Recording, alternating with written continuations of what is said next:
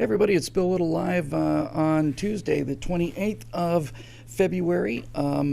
Some of the most amazing news ever, honestly. In fact, I can hear myself. I'm so impressed with it, I can actually hear myself speaking about it on the other side of the room. Now, absolutely one of the most amazing announcements came out of the clear blue sky. We're going to be going back to the moon, and we're not going to have to wait 25 years to do it. And later in the show, we're going to talk about why high-fiving policemen is such a horrible idea that it had to be canceled in Massachusetts, of all places. So this is Bill Whittle Live for Tuesday, 28th of February 2017, and push the button, Neil.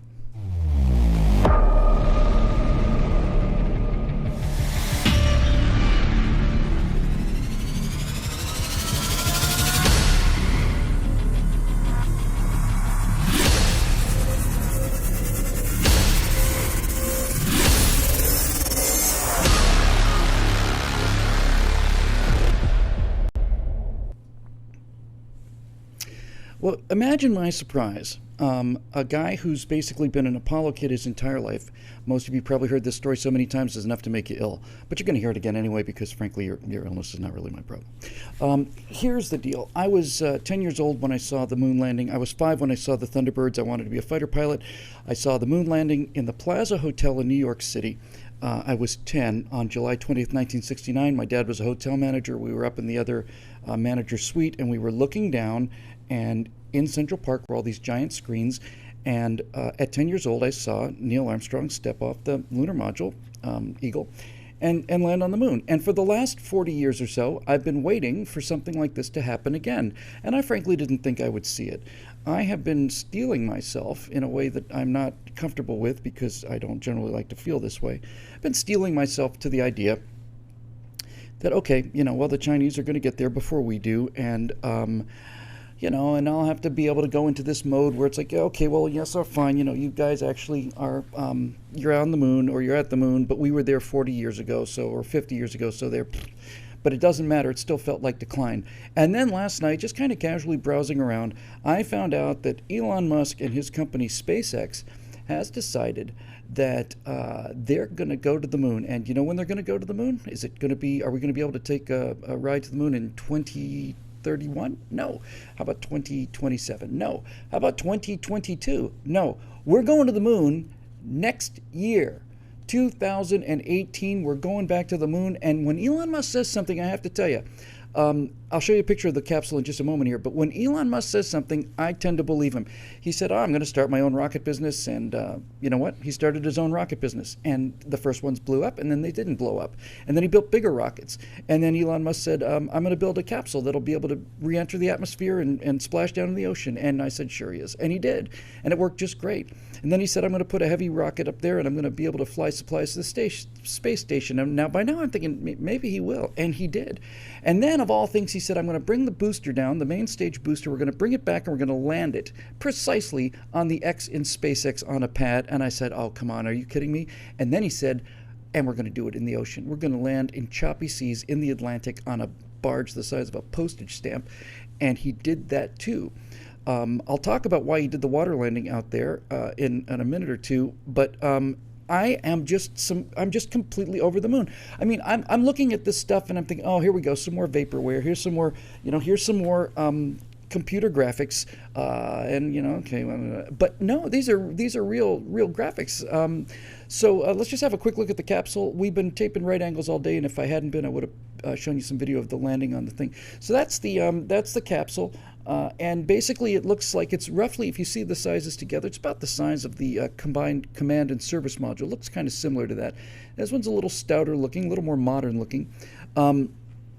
And it is the Dragon capsule, and it's going to take 2 tourists. And this is the thing, they're not even astronauts. They're tourists. They're going to take 2 paying people around the moon because he can, and because it's a business. And if it's a business, it's going to make money. If it's going to make money, there's going to be more of it. So that little capsule, can we go back to one more time, please, Neil? The capsule is a Dragon capsule, and I don't know the details operationally of this, but this is going to take 2 people to the moon. Now, they're not going to land on the moon. That's an important distinction. But my understanding is that this Dragon capsule that you can see here is designed to take 7 people into Earth orbit, into low Earth orbit. 7 people can fit inside the Dragon capsule and make it to the International Space Station. Now, what we see is that two people in that capsule apparently are going to have the resources and the stores and the means to go to the moon. Now, here's where it gets just super cool, as if it wasn't super cool and unbelievable already. Now it starts to get really, really unbelievably neat. I don't even know where to start with this, so I'll just kind of spitball a bunch of things because Bill's a happy boy today. I've seen the last several SpaceX missions, and I'll be perfectly honest with you, this is complete disclosure here, full disclosure.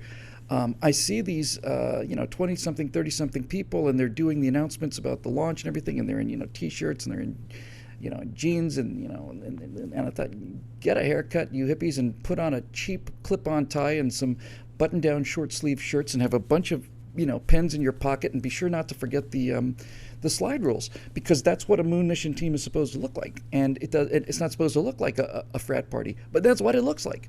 That's what it looks like at SpaceX. They're all very young people. It's very mixed race, mixed age, mixed sex, everything. So it's kind of modern America. And I thought, I don't know, man. I don't know these snowflakes. I don't know, mission, Apollo mission, and so on. And this is what's called getting old. That's the technical term for this, getting old. And then I saw these young people put this Falcon 9 booster on a barge in the North Atlantic. First time they did it, they almost landed. The winds were very high. She tipped over and exploded. Now, this is a little lesson too. Sometimes when you want to do something and you're all set to go and you're convinced you're going to make history, instead of making history, what you're doing tips over and explodes. And now you have two choices. You can either go back and try it again and make history, or you can say, you know what, it's not going to work, and give it up.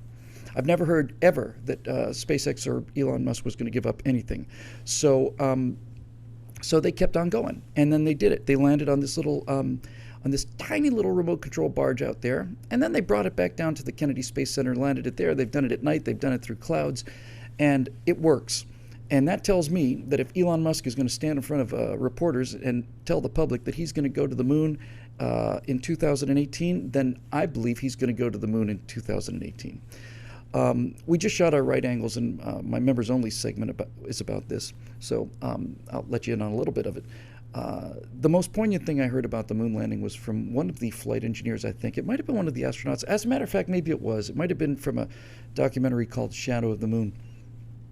But in this documentary, somebody deep in the Apollo program said, we didn't really have the technology to go to the moon in the mid-60s. We had to reach into the future and bring some technology back to 1967, 68, 69, 70, 71, 72. We had to go into the future and bring back some of the technology that we needed.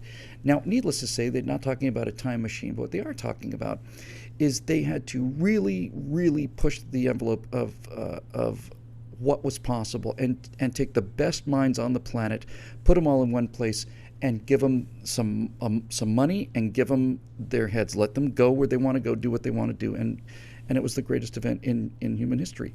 But for the first time ever, I mean, really, for the first time in forever, I feel like maybe July 20th, 1969 is not going to be the pinnacle of not only American culture, but of Western civilization. I'm beginning to think that the one thing that was missing for the last 45, 50 years almost has been the willpower, that means the risk. Everybody wants to go. Everybody has plans to go. Everybody has visions to go.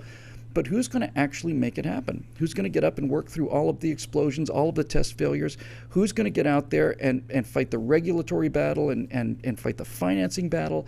Who's going to take all this heat for all this stuff and then just go? And who's going to be willing to take the heat if this thing fails? I don't think NASA is ever going to put Americans into space again. I just don't think they're going to do it. Not on a launch system that they put together.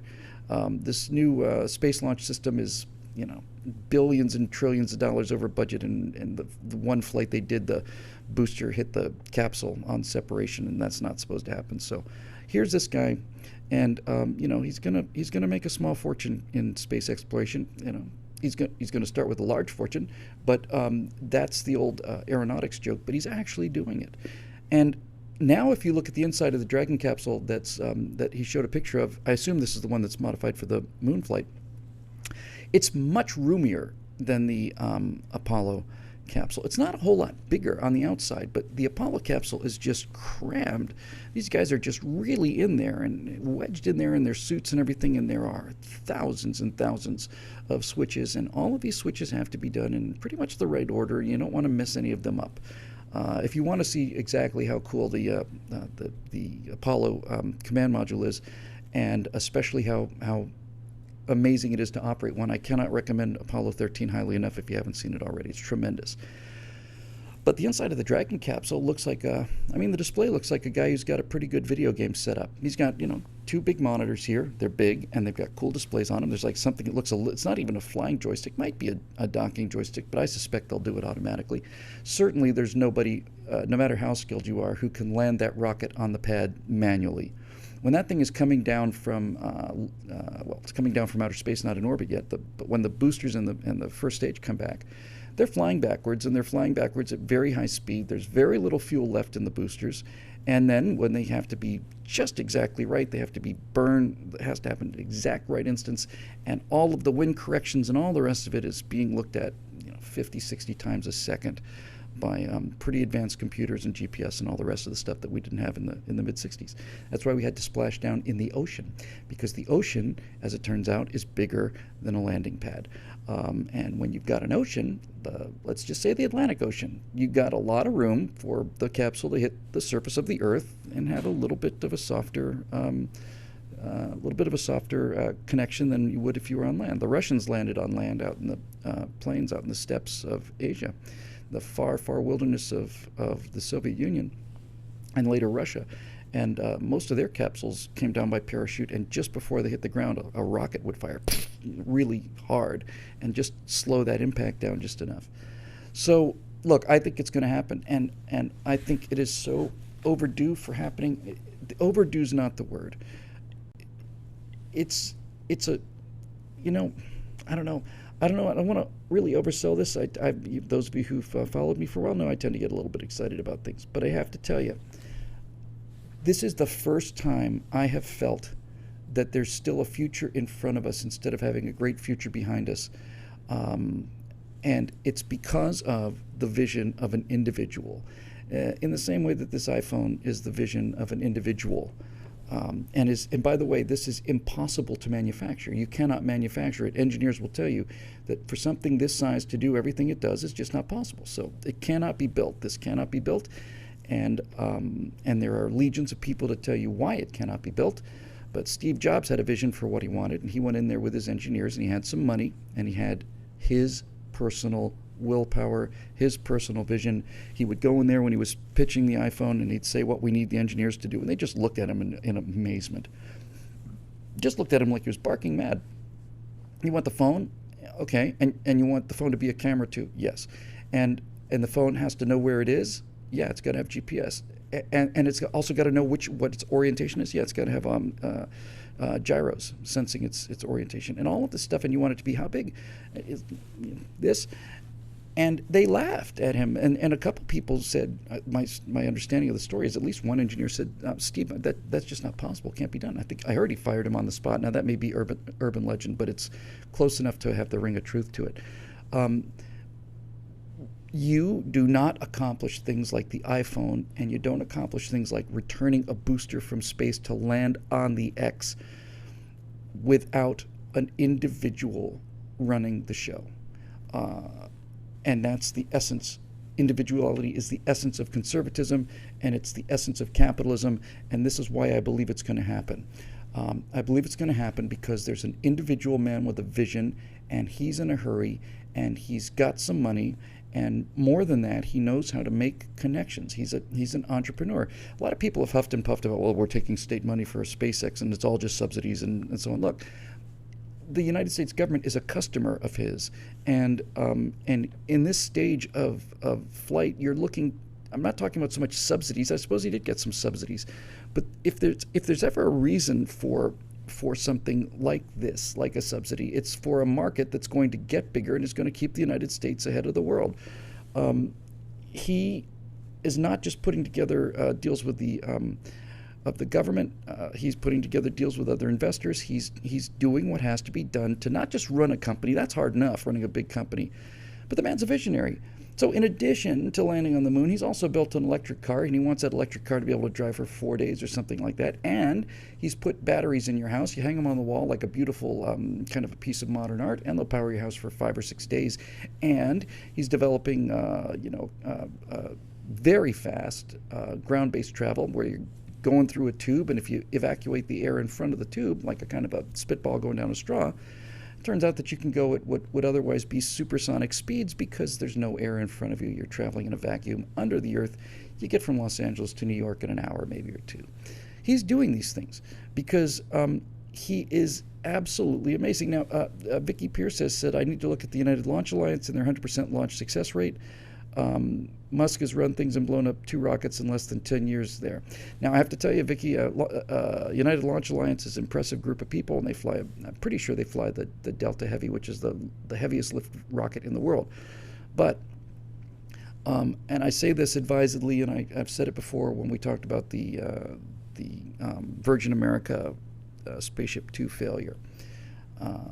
And that's pretty simple, and that's this. If you say that Elon Musk is blowing up rockets, then that's because Elon Musk is doing cutting-edge research. He's learning how to do things that have never been done before. A lot of people don't like this. I have a lot of friends who are pilots. I have a lot of friends, some friends who are actual honest-to-God astronauts. And everybody understands what the risk is. And everybody understands that the critical thing, the reason we do what we do in the exploration stage is we don't know what we don't know. Rumsfeld got mocked to the skies for that, but it's absolutely true. We don't know what we don't know, and we have to go and find out what we don't know, and we're not going to be able to fix what we don't know until we know. And the way we do that is by going out there and being as careful as we can, and then we make mistakes, and many times people are killed during these mistakes.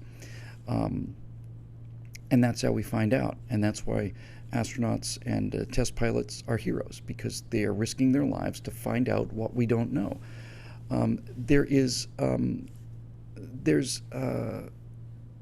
3 stages really that any kind of a technology has to go through before it becomes an industry.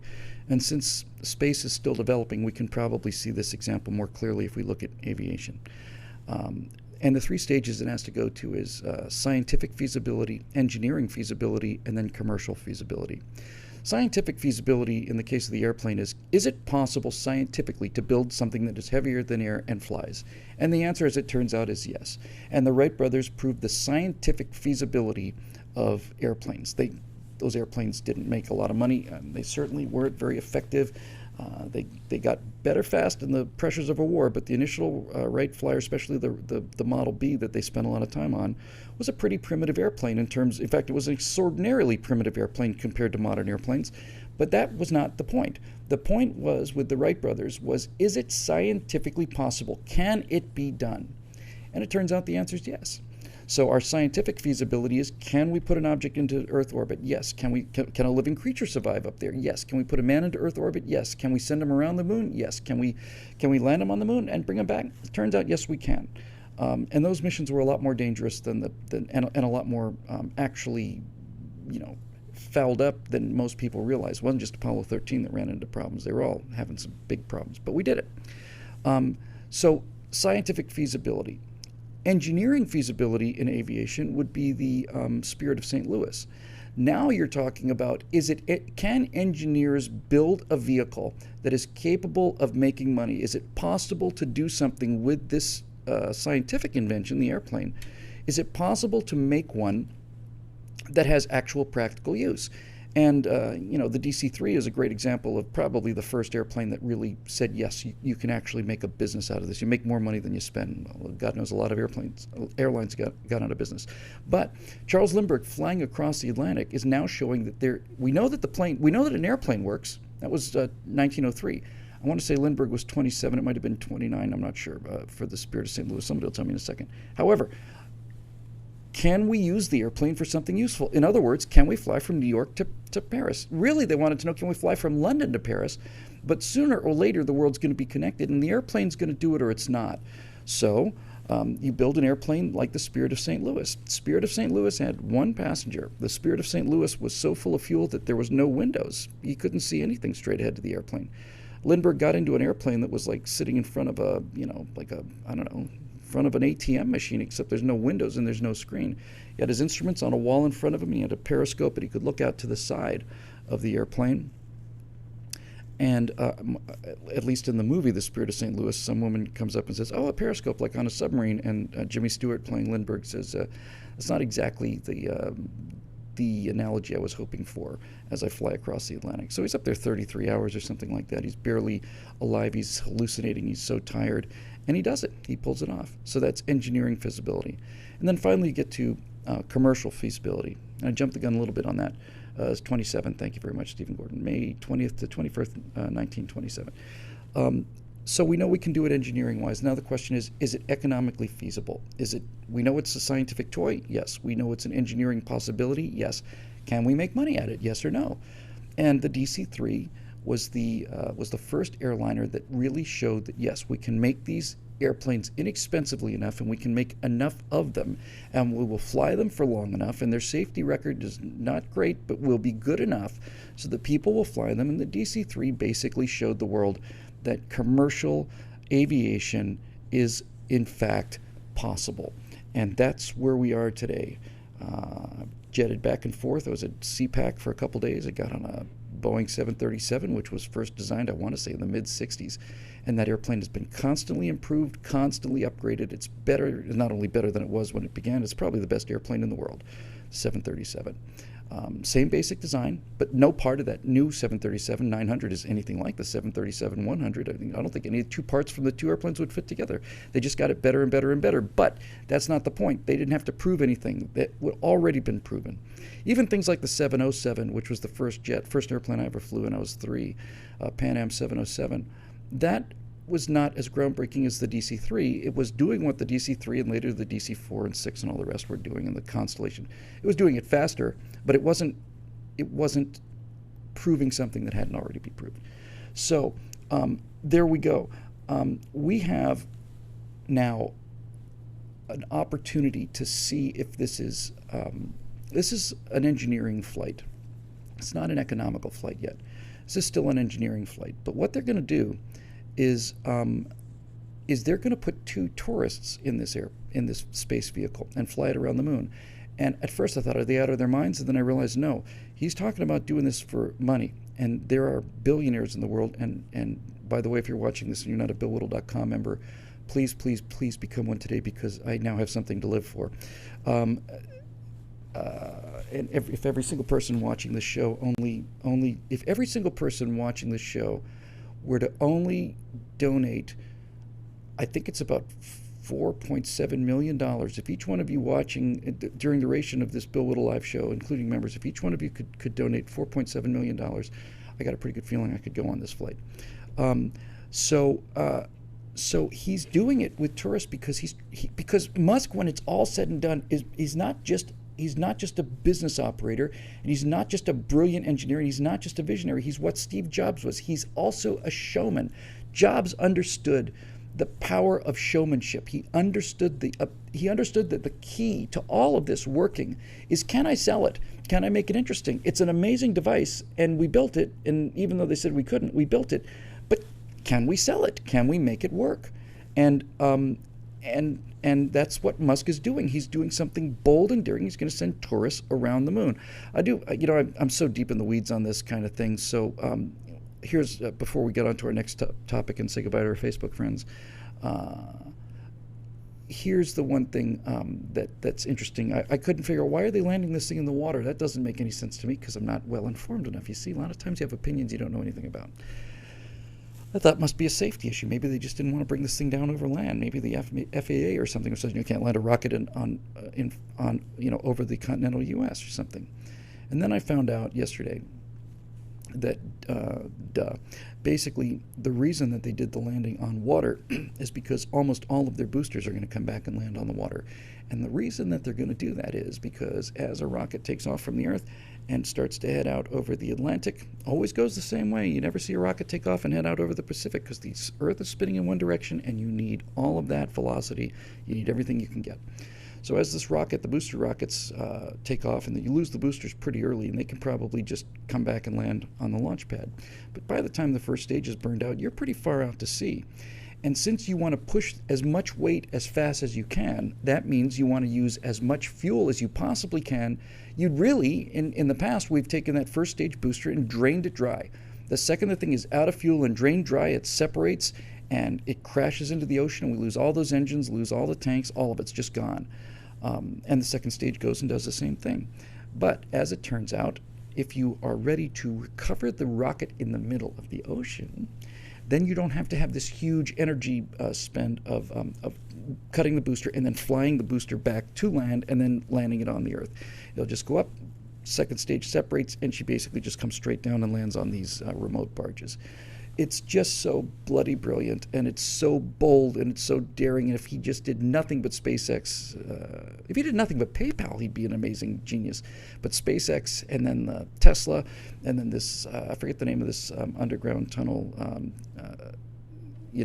high-speed ground-based transportation. Musk is not just a genius. There's a lot of geniuses out there. Musk is not just an entrepreneur. There's a lot of entrepreneurs out there. He's not even just a visionary. There's a lot of visionaries out there. There are very, very few people, and you can count them probably with your hands and toes, who take the vision of a poet and a dreamer, and they match it with the engineering skill, or at least the ability to hire engineers. They know enough about how it has to be made to be able to understand what they're making, and they combine the vision and the engineering vision with business savvy and showmanship, and they change the world. And you can name these people. Steve Jobs is one of those people. Elon Musk is one of those people. Howard Hughes was one of those people. The Boeing brothers, the Wright brothers, individuals who did all of it. They did the whole thing. Wright brothers are a great example. They went out there, they thought it was done, they did their research, they were scientists, and they had the vision. And the vision kept them going. They had a bicycle shop. They go down to North Carolina, and they take their vision with them, and they take their engineering skills, and they build an airplane, and it didn't fly. They go back the next year, and it didn't fly.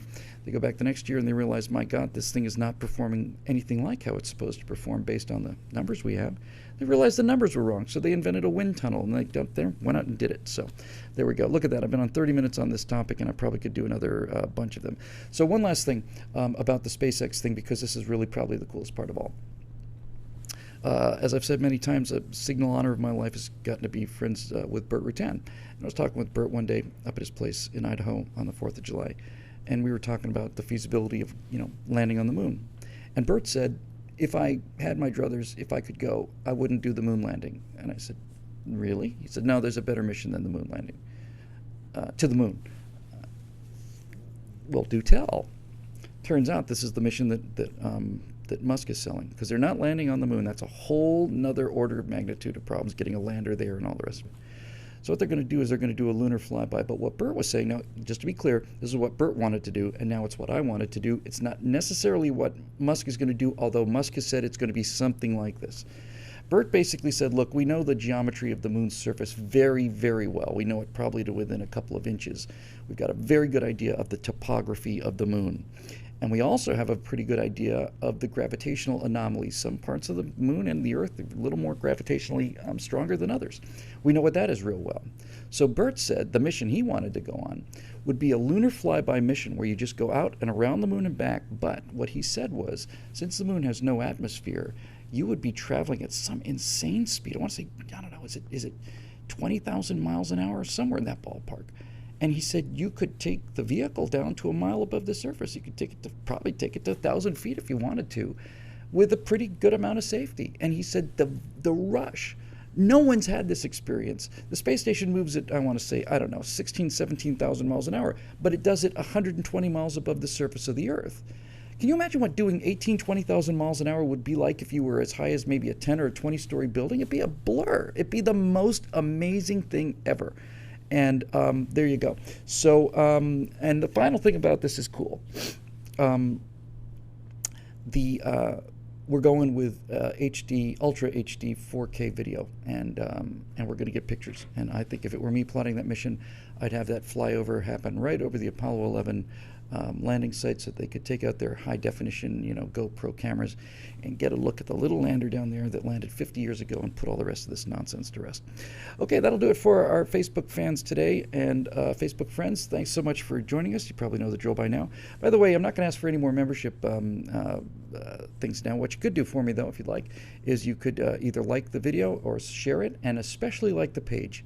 That's free. You get some dancing monkey for a click of the mouse. It's not a bad deal. So if you want to click the like and share on this video, we'd really appreciate it. If you want to post it on your web page and share it, like I said, great. If you want to especially sign up and become just follow the Bill Whittle page on Facebook. That's all we ask. We're simple people here. All right, so we're going to say goodbye to Facebook. We're going to talk on a second topic for our members, which is one of the most outrageous examples of political correctness and rule by the minority of the insane that I've heard in a long, long time. So Facebook guys, we'll see you tomorrow on Wednesday. Neil, push the button and let's get us out of here.